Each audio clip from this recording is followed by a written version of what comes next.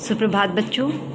अभी तक आपने राम लक्ष्मण परशुराम संवाद में दिए गए 6 पदों को पढ़ लिया है, उनके शब्दार्थ और भावार्थ समझ लिए हैं। तो आइए आज हम राम लक्ष्मण परशुराम संवाद पाठ से कुछ महत्वपूर्ण बातों को जान लेते हैं।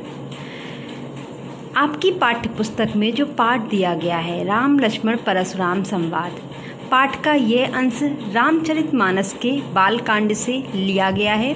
आप देख सकते हैं पॉइंट नंबर 1 में आपको बताया गया है कि यह रामचरितमानस के बालकांड से लिया गया है। दूसरा, रामचरितमानस में 7 कांड हैं जो इस प्रकार हैं, क्रम से दिए गए हैं आपको क्रमशः। पहला है बालकांड, अयोध्या कांड, अरण्य कांड, किष्किंधा कांड, सुंदर कांड, लंका कांड और उत्तरकांड। इसी क्रम से रामचरितमानस के ये 7 कांड हैं। रामचरितमानस की रचना गोस्वामी तुलसीदास जी ने अवधी भाषा में की थी।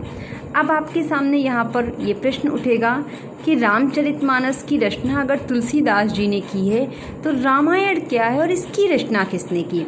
तो आइए हम देखते हैं अगले पॉइंट में। रामायण की रचना महर्षि वाल्मीकि ने संस्कृत भाषा में की थी।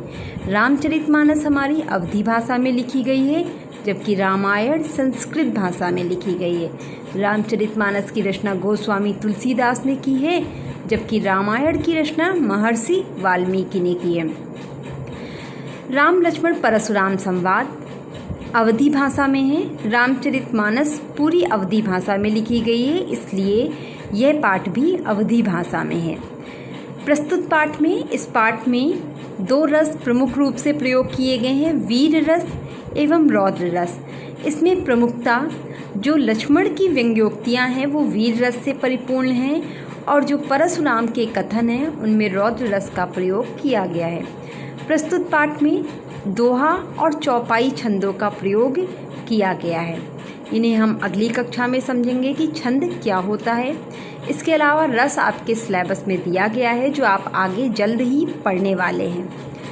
8वां पॉइंट है कि ये वृत्तांत जो है, ये जो कहानी है, जो कथा आपने पढ़ी राम लक्ष्मण परशुराम संवाद में, ये मिथिला के राजा जनक की पुत्री सीता के स्वयंवर सभा में वर्णित है। वहाँ पर इस कथा का वर्णन किया गया है, चित्रण किया गया है।